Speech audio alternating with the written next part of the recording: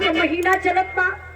एक लाइन फगुआ रही प्रधान जी के कहले पर ओकरे बाद मेन मुद्दा पर आ जाई। कैसे?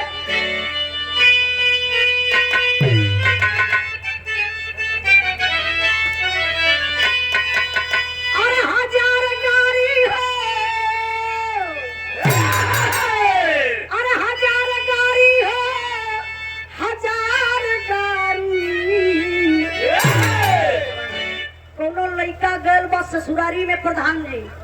देखला सढ़ुआइन के तनी चटक मटक सढ़ुआइन बा रंग लई के दौड़त बा लगावे बदे बस सढ़ुइया चिहुक गई चिहुक के कहले बाबू इतना महंगा लहंगा हो सेतिये में ना रंगाई कहलस का कहलस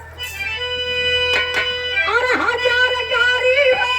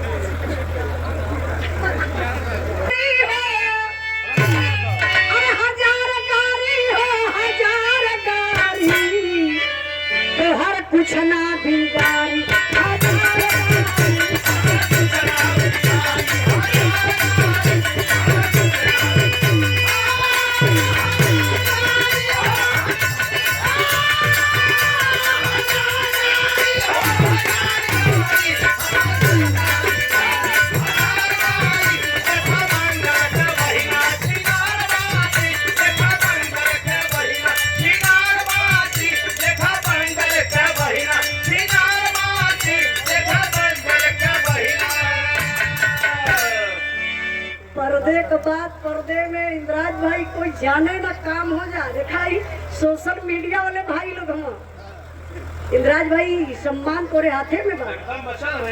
नहीं प्रधान गीत बा आप लोग एंजॉय करा बुरा न मानो होली है आई मीडिया वाले भाई लोग बैठल हुआ तनिको भर हो जाई तो तुरंत वायरल हो जाई बात बिगड़ जाई केहू के मान सम्मान का बात है केहू के बहन का बात है लेकिन हम गाइला का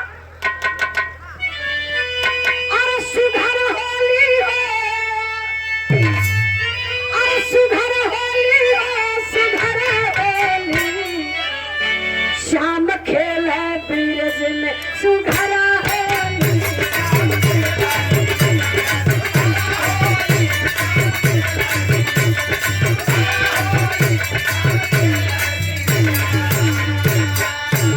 एक लाइन में भगुआ बा का बैठे सा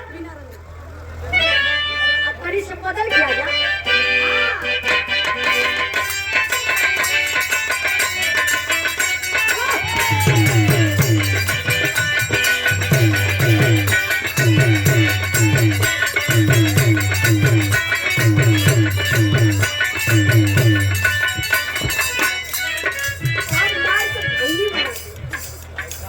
नहीं सच्चाई बहुत दुष्ट नहीं कर कावल यहाँ जाता दिमाग कहीं और रख देता हमार माई बहन लोग सामने बैठल बड़ी लेकिन फगुआ का लाइन बड़ी प्यारी लाइन में कैसे अरे बिना रंग फगुनवा ना भावे बिना रंग फगुनवा